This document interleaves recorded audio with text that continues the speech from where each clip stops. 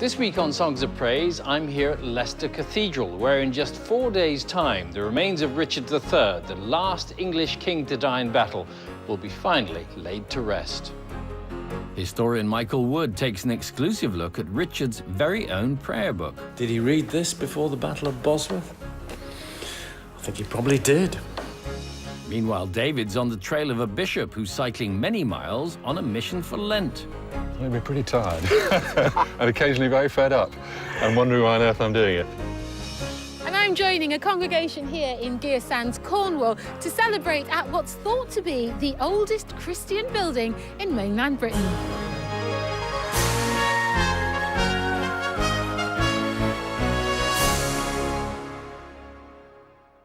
And of course, we've got some wonderful music for you from around the UK, including a special performance from our Radio 2 young choristers. But we start here in Leicester with a hymn which celebrates our unity with God.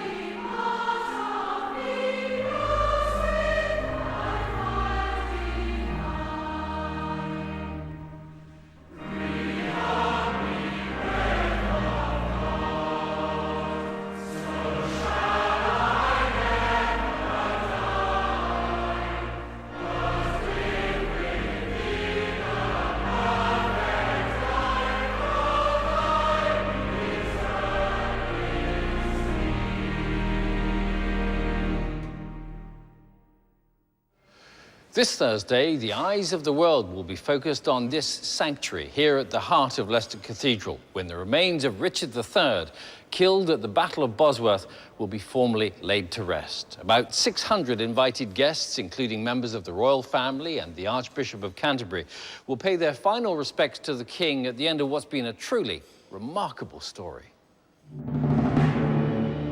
It was the archaeological find of the century. In September 2012, after lying hidden for more than 500 years, the remains of Richard III were found in a shallow grave under a council car park in Leicester city centre. In just 4 days' time, he'll be reburied in a specially built stone tomb in what's set to be the biggest day in the cathedral's history. This is unprecedented.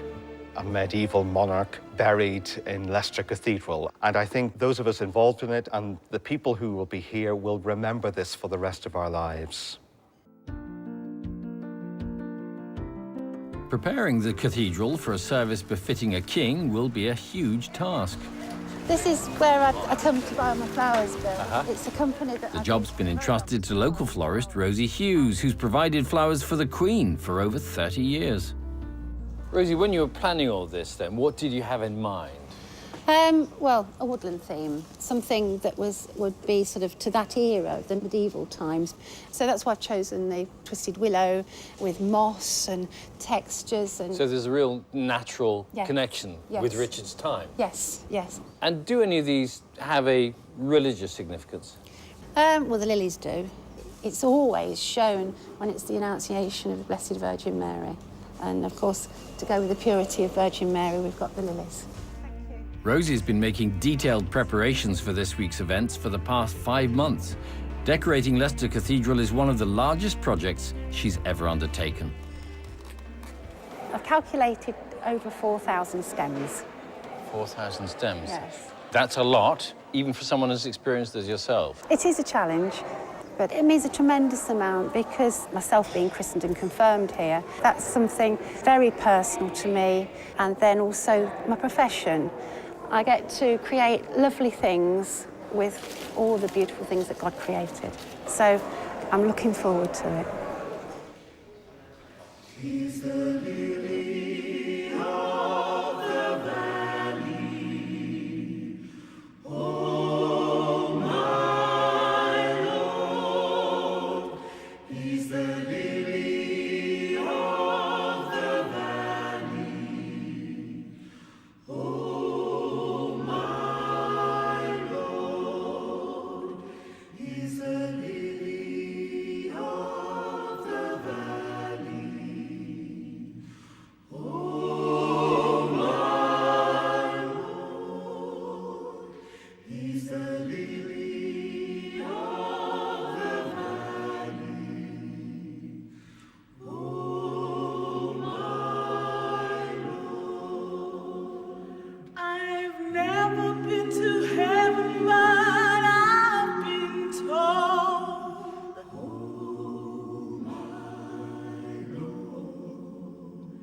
That the streets up there are paved with gold. Oh, my Lord. These shoes I wear are gospel shoes. Oh, my Lord. And you can wear them if you choose.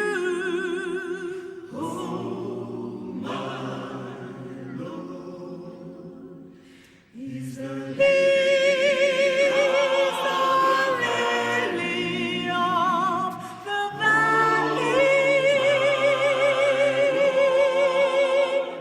He's the lily.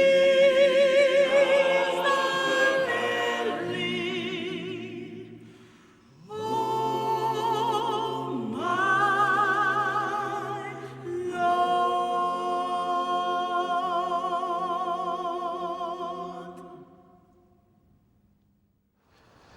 Now, with just 2 weeks to go to Easter, if you've given up something for Lent, you might be finding it tough going by now, in which case you may well sympathise with Bishop Edward Condry.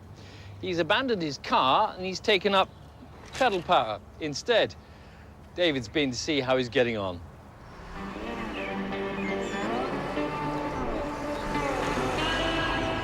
For most people, giving up something for Lent is a personal challenge and a bit of fun. But here in Wiltshire, the bishop is using it to make a point about climate change. I'm going to go see him. Bishop Edward Condry has stopped using his car. As he's based in a large rural area around Warminster, that means cycling hundreds of miles every week. So to find out what drives him on, I'm going to have to give up driving too. Good morning, Bishop. Hello, and do call me Ed. Oh, thank you. Gosh, you set yourself a huge task, haven't you? I've always puzzled about why giving up chocolate cake had anything to do with the Passion of our Lord. I can never quite make the connection. So I'd rather do something positive for Lent. I drive a couple of thousand miles every month. So with train and bike, I'm trying to substitute. What effect has it had on you, giving up the car? It's made me pretty tired and wet and occasionally very fed up and wondering why on earth I'm doing it. Lots of hills on the way? No, dead flat. Specially chosen for you, so you'll be all right. Thank you. One, I'm ready. 2, 3, go. Ah, brilliant. What a start. So, Ed, is there a spiritual dimension to this at all? Oh, absolutely. Cycling is a form of meditation and contemplation. The revolution of the pedals and the appreciation of the beauty around you. I have this strong idea that we emphasize too much the inner movement of prayer, the closing of our eyes and putting our hands together. And prayer is about connecting with the world. As well as giving up the car, Ed is also shopping locally for Lent. The number of miles that the food takes to get to your plate has a direct impact on climate change as well. So our first destination is the local market. Hello there. Welcome. So I have half a dozen eggs, please. Can I have? I think I'll try some of the lamb curry. That'd be really good. So you can eat Thank the you very country much. market produce and then cycle it off. Yeah. course. Yeah, it's double benefit. And I completely get the supporting local business angle, but ditching the car to save the planet, isn't it a bit tokenistic? I mean, one man, what difference can you make? Oh, of course it's tokenistic. The whole of life is tokenistic in that sense. I'd always rather be on the side of the angels if I possibly can, and we all have to do our one bit to make a difference. You cover a lot of churches, don't you, as a bishop? 261 altogether. I've tried to visit as many of them as possible, and small country churches, many of them, like Upton Scudamore. What do you think of what he's doing? Very brave, I think. And do you feel like what the bishop does connects him more to you as a parishioner? Yes, very much so, because he's not aloof then, and he just joins in. He doesn't bite. Every time I get on the bike, it's like a pilgrimage. And as you walk or cycle along, you're attempting to find meaning in your life. And so it's about connecting with the people around you and the world around you.